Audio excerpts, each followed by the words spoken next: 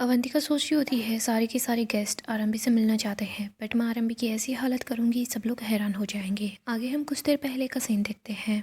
मानत आरंभी को बोलती है कि आप बहुत अच्छे हो, आपके पास हर प्रॉब्लम का सॉल्यूशन होता है, आप बहुत अच्छी डॉक्टर बनोगी।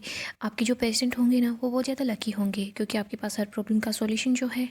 मन्नत बोलती है मैं चाहती हूँ बस आपको जल्दी से आपका लाइसेंस मिल जाए और आपकी जो प्रैक्टिस है ना वो भी जल्दी स्टार्ट हो जाए। तभी यहाँ पर नंदिता पहुँच जाती है, बोलती है कि अभी तुमने क्या बोला। हम पार्टी का सीन देखते हैं, डेकोरेशन काफ़ी अच्छी हो जाती है। ये सब देखकर अवंतिका भी हैरान होती है। यशिका बोलती है कि थैंक यू आंटी, आपने सब कुछ अच्छे से हैंडल कर लिया। डिम्पल बोल रही होती है नहीं मैंने नहीं, थैंक्स टू अवंतिका, इसी ने सब कुछ हैंडल किया है। अभी यहाँ पर सौंदर्य आती है, वो बताती है कि नहीं अवंतिका जी ने कुछ नहीं किया है, सब कुछ आरंभी दीदी ने किया है। सारे गेस्ट भी बोलते हैं कि हाँ अब सब कुछ अच्छा लग रहा है, अभी लग रही है ना टंडन्स वाली पार्टी। इधर सौंदर्या सभी सर्वेंट्स को बता रही होती है अवंतिका दीदी ने तो जिन लोगों को भी यहाँ पर बुलाया था ना उन्होंने कुछ भी नहीं कर पाए, लेकिन आरंभी दीदी है ना उन्होंने फूल वालों को कॉल किया, लाइटिंग्स वगैरह सब कुछ उन्होंने ही करवाया है और हमेशा हर पार्टी के अरेंजमेंट भी वही करती है। डिम्पल सौंदर्य पर गुस्सा करती है, उसको बोलती है कि तुम इतनी जबान मत चलाओ, जाकर अपने हाथ चलाओ, जाकर सभी गेस्ट से पूछो कि उनको क्या चाहिए। डिम्पल बोलती है आरंभी ने किया होगा लेकिन फाइनल डिसीजन अवंतिका का ही था। तभी यहाँ पर विक्रांत बोलता है कि नहीं आप ठीक नहीं बोल रहे हो। विक्रांत बोलता है ये सब कुछ आरंभी जी ने हैंडल किया है ना, इसी वजह से सब कुछ इतना अच्छा है। तभी विश्वास यहाँ पर आता है और बोलता है कि हाउसवाइफ का तो काम ही यही होता है, बिगड़ी हुई काम को सुधारना। ऐश्वर्या बोलती है जो औरतें हमेशा घर पर ही रहती है उनको इतना सब कुछ करना आना ही चाहिए। डिम्पल बोलती है मैं आपकी बात से एग्री करती हूँ। गेस्ट बोल रहे होते हैं जो कुछ भी बोलो लेकिन ये सब कुछ करने में मेहनत तो लगती ही है और आरंभी जी की तारीफ करनी ही चाहिए। उनको जो करना था उन्होंने अपने दिल से किया है, देखो यहाँ पर वो आई भी नहीं है क्रेडिट लेने के लिए। मलिका बोलती है लेकिन सच में डेकोरेशन तो माइंड ब्लोइंग है, उन्होंने सच में कमाल ही कर दिया। गेस्ट बोलते हैं कोई बात नहीं, आरंभी यहाँ आए या ना आए लेकिन उसके हिस्से की जो तारीफ और क्रेडिट है ना उसी को मिलेगा, हम लोग भी पार्टी को एंजॉय करते हैं। डिम्पल बोलती है हाँ सब लोग मिलकर पार्टी को एंजॉय करते हैं। डिम्पल बोलती है आरजू जी आपके लिए ड्रिंक मंगवाऊँ। मला बोलती है कि नहीं इन्हें ड्रिंक नहीं करनी। अवंतिका गुस्सा होकर वहाँ से चली जाती है। इधर हम नंदिता को देखते हैं जो आरंभी और मन्नत के पास आती है, उनको बोलती है कि तुम लोग किस बारे में बात कर रहे थे, कौन सी प्रैक्टिस शुरू हो जाएगी, तुम मुझे बता रहे हो या फिर मैं यहाँ पर डिम्पल भाभी को बुलाऊं ताकि वो अपने तरीके से सब कुछ तुमसे पूछ लेगी। इधर हम मल्लिका को, ऐश्वर्या को और यशिका को साथ देखते हैं। ऐश्वर्या बोलती है मल्ला मुझे सबसे पहले तुम्हारे दिमाग का टेस्ट करवाना होगा, इसमें कुछ है कि नहीं। मल्ला बोलती है मोम मैंने क्या कर दिया। ऐश्वर्या बोलती है तुम्हारा दिमाग ख़राब हो गया है क्या, पहले हमने टेस्ट कहाँ करवाए थे, टंडन्स के हॉस्पिटल में ही करवाए थे ना। अगर हमें शक है कि मन्नत ने छेड़खानी की है फिर से वो ऐसा कर सकती है और तुमने फिर से उसी हॉस्पिटल के अंदर अपॉइंटमेंट ले ली। ऐश्वर्या बोलती है याशिका डार्लिंग अगर तुम चाहती हो तुम्हारी शादी विक्रांत से आराम से हो जाए, कोई भी गड़बड़ ना होना, तो तुम ही मेरे लिए अपॉइंटमेंट बुक करवाओ, क्योंकि मुझे अब मन्नत पर डाउट हो रहा है। मुझे फ़िलहाल बिल्कुल भी दिक्कत नहीं हो रही है, ना वीकनेस फील हो रही है, ना ही सांस लेने में दिक्कत हो रही है। मुझे लगता है सब कुछ मन्नत का किया धरा है। मैं दूसरी जगह से टेस्ट करवाऊंगी, पता लगाऊंगी कि मुझे कोई बीमारी है या नहीं, उससे पहले मैं ऐसे शांत नहीं बैठे रह सकती। यशिका बोलती है आप फिक्र मत कीजिए, मैं आपका अपॉइंटमेंट बुक करवा लूँगी, लेकिन आप मुझे ये बताओ अगर सारे के सारे टेस्ट नॉर्मल आए तो। ऐश्वर्या बोलती है फिर मैं मन्नत की लाइफ को जहन्नुम बना दूंगी, मैं उसको खून के आंसू रुलाऊंगी, उसे मैं ऐसे ही नहीं जाने दूंगी। इधर हम नंदिता को देखते हैं, वो बोलती है कि तुम दोनों मुझे बता रही हो या फिर नहीं, मैं डिम्पल भाभी को बुलाऊं, वो अपने तरीके से तुम दोनों से बात कर ही लेगी। मैंने तो आरंभ भी कुछ नहीं बोलती, वो बस चुप रहती है। नंदिता बोलती है कि मैं जा रही हूँ डिम्पल भाभी को बुलाने के लिए, फिर देखना तुम दोनों जो भी करी हो ना सबके सामने आ जाएगा और मन्नत तुम्हारा इतना बड़ा नुकसान होगा तुमने सोचा भी नहीं होगा। नंदिता वहाँ से जाने लगती है, तभी मन्नत बोलती है सॉरी आरंभी जी, सॉरी आरंभी जी, मुझे इनको सब कुछ सच सच बताना होगा। आरंभी बोलती है तुम इनको सब सच सच बता दोगी। मन्नत बोलती है हाँ सॉरी मुझे सब सच बताना पड़ेगा। मुझे पता है, मैं आपको यही बोल रही थी कि आपकी कैसे प्रैक्टिस हुई हुई है इन गंदे इन लॉज को झेलने की। नंदिता ये सुनकर काफ़ी हैरान हो जाती है। मन्नत बोलती है आप सब लोग सरदर्द हो, दो लोग आपस में बात कर रहे हैं तो तीसरा ऐसे छिपकली बनकर सारी बातें सुन रहा होता है, ऐसा ये कह सकती है लेकिन ये नहीं कह रही क्योंकि इनकी प्रैक्टिस हो चुकी है आप जैसे इन लॉज को झेलने की। मेहनत बोलती है बाहर जो डेकोरेशन को आरंभी ने बिल्कुल ठीक किया है, पहले अवंतिका ने सब कुछ ख़राब कर दिया था, फिर आरंभी जी ने ही सब कुछ ठीक किया है, लेकिन फिर भी इनके इन लॉज इनको ये सब कुछ बोलते हैं, ये फिर भी सब कुछ झेल रही है। पता नहीं आरंभी जी आप ये सब कुछ कैसे सहन कर लेती हो, अगर मैं आपकी जगह होती ना तो पता नहीं क्या कर बैठती। मन्नत के हाथ स्केल लग जाती है। मन्नत बोलती है कि मैं इन लोगों को मार मार कर बिल्कुल ठीक कर देती। मन्नत नंदिता को मारी होती है, इधर नंदिता आरंभी के पीछे छुप जाती है, वो बोलती है कि मन्नत तुम ये क्या कर रही हो। आरंभी हंस रही होती है, इधर मन्नत बोलती है ये तो आप में इतना पेशेंस है जो आप चुपचाप बैठी है, वरना मैं आपकी जगह होती ना तो इन सब लोगों को मार मार कर बिल्कुल ठीक कर देती। नंदिता बोलती है मैंने तुम्हारी हिम्मत कैसे हुई मुझसे ऐसे बात करने की, और आरंभी तुम ही ने इसको सब कुछ बताया होगा। तुम ही ने इनको बताया होगा ना कि कैसे तुम्हारे इन लॉज तुम्हें परेशान करते हैं। आरंभी बोलती है चाची जी मैंने इसको कुछ भी नहीं बताया है, मन्नत यहाँ पर आती जाती रहती है तो ये देख सकती है, इसकी भी आंखें हैं। आरंभी बोलती है मैंने किसी को कुछ भी नहीं बताया है, इन्होंने ही खुद से सब कुछ पता लगा लिया है। और वैसे भी मैं तो इनको भी बोल रही थी ये कुछ ना बोले, ये मान भी गई थी, लेकिन फिर आप यहाँ पर आ गई, आपने बोला बोलो बोलो बोलो। मन्नत बोलती है आपने ये भी बोला कि मेरी नौकरी चली जाएगी, इसीलिए मैं चुप नहीं रह सकी, इसीलिए मैंने आपको सब सच बता दिया। नंदिता बोलती है तुम मेरे ही घर में खड़े होकर मेरे साथ बदतमीजी कर रही हो ना, मैं तुम्हें घर से बाहर निकलवा दूंगी और बाहर बोर्ड भी लगा दूंगी कि मन्नत इज नॉट अलाउड। आरंभी बोलती है कि चाची ये सलूजाज के साथ यहाँ पर आई है, आपको इनको निकलवाना है निकलवा दीजिए, लेकिन फिर आप सोच लेना आपको ही सारी की सारी केटरिंग की जिम्मेदारी संभालनी पड़ेगी। मन्नत बोलती है कि देखो बाहर सब कुछ आरंभी जी ने ठीक किया है, इसका क्रेडिट आरंभी जी को मिल गया है, आप दोनों मेरे पास बैठो।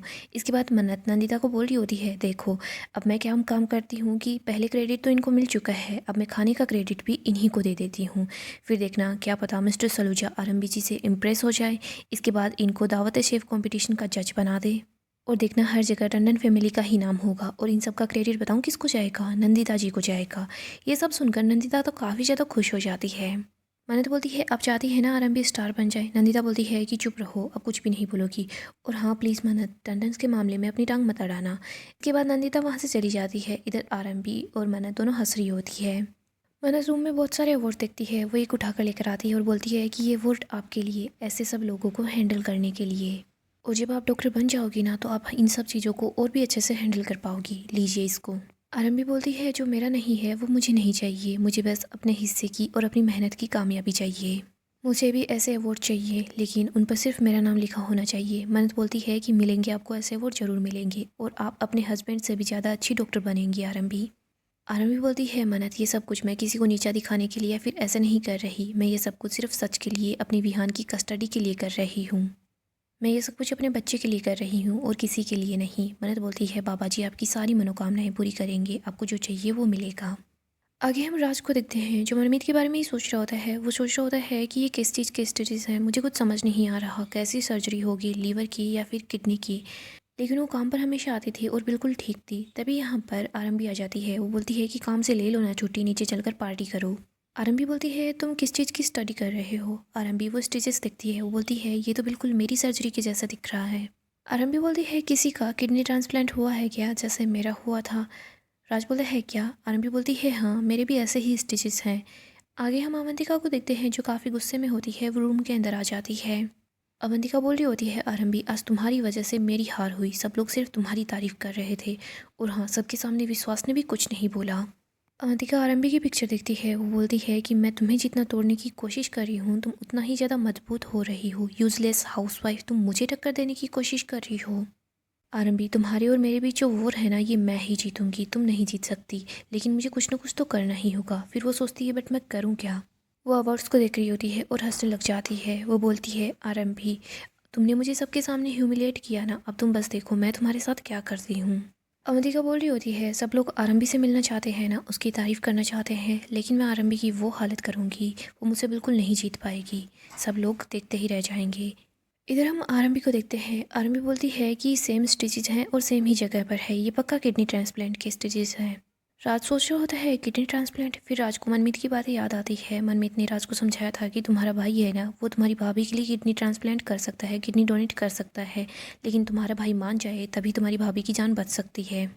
राज को याद आता है विश्वास ने डॉक्टर से बात भी की थी, उसने बोला था कि मुझे जानना है किसने किडनी को ट्रांसप्लांट किया है, बट डॉक्टर बोल रहा था कि उन्होंने बोला है कि उनकी आइडेंटिटी किसी को ना बताई जाए, इसीलिए मैं आपको कुछ नहीं बता सकता। राज को पता चल जाता है कि आरंभी की जो किडनी मिली है वो किसी और ने नहीं, मनमीत ने ही डोनेट की है। आरंभी बोलती है राज क्या हुआ, पेशेंट को तुम्हारी हेल्प की ज़रूरत है। राज बताता है हाँ भाभी मुझे जाना होगा और थैंक यू सो मच भाभी। वो अपनी भाभी को गले लगा लेता है। आगे हम पार्टी का सीन देखते हैं। यहाँ पर हम अवंतिका को देखते हैं जो बोलती है कि आज की पार्टी विक्रांत और याशिका के लिए है, जिन दोनों की शादी जल्दी ही होने वाली है। आप दोनों को देखकर मुझे ऐसा लगता है कि मुझे प्यार में विश्वास रखना चाहिए। अवंतिका बोल रही होती है शादी का मतलब ये नहीं होता है कि हमें 7 फेरों के लिए 7 जन्मों के लिए सिर्फ एक इंसान को चूज करना है। शादी का मतलब ये होता है कि हम अपने लाइफ पार्टनर को हर रोज़ चूज करते जाएं, लेकिन कभी कभी ये फैसला गलत हो जाता है। लेकिन कभी कभार ये सब कुछ पॉसिबल नहीं हो पाता क्योंकि कुछ जो रिश्ते होते हैं वो बोझ ही बन जाते हैं। मानत अपने मन में सोच रही होती है, आपने भी हमारे रिश्ते को बस बोझ ही समझा था। आपने एक गलतफहमी के चलते सब कुछ ख़त्म कर दिया था। हमारा प्यार, हमारा रिश्ता, हमारी दोस्ती, हर चीज़ ख़त्म कर दी। गाइस, डेली अपडेट के लिए आप हमारे चैनल को सब्सक्राइब करें, साथ ही साथ वीडियो को लाइक भी कर दें। गाइस, अपकमिंग एपिसोड काफ़ी ज़्यादा इंटरेस्टिंग होने वाला है। अपकमिंग एपिसोड में हम देखेंगे मानत सोच रही होती है, मुझे आज ही कुछ करना होगा। मानत ऐश्वर्या की तरफ जा रही होती है। इधर हम देखते हैं विक्रांत, याशिका, विश्वास और आरंभी ये लोग डांस कर रहे होते हैं। अवंतिका भी होती है, वो भी डांस कर रही होती है। इधर मानत सोच रही होती है, मुझे ये लिक्विड जैसे तैसे करके ऐश्वर्या राय सिंह को लगाना ही होगा, वरना इनको सब पता चल जाएगा कि इनके लीवर में कोई भी इन्फेक्शन नहीं है। इससे पहले ही मुझे कुछ न कुछ करना होगा। मैंने धीरे धीरे करके ऐश्वर्या की तरफ बढ़ रही होती है। इधर हम देखते हैं जैसे ही सब लोग डांस कर रहे होते हैं, तभी यहाँ पर अवंतिका जानबूझकर आरंभी की ड्रेस को पीछे से कट कर देती है। यहाँ पर विक्रांत देख लेता है कि आरंभी की ड्रेस पीछे से ख़राब हो गई है। वो आरंभी के साथ होता है, आरंभी को कुछ नहीं होने देता। अवंतिका का प्लान फेल हो जाता है। वो सोच रही होती है कि मैंने कितना अच्छा प्लान बनाया था आरंभी को सबके सामने ह्यूमिलेट करने का, लेकिन नहीं, विक्रांत सलूजा ने आरंभी को बचा लिया।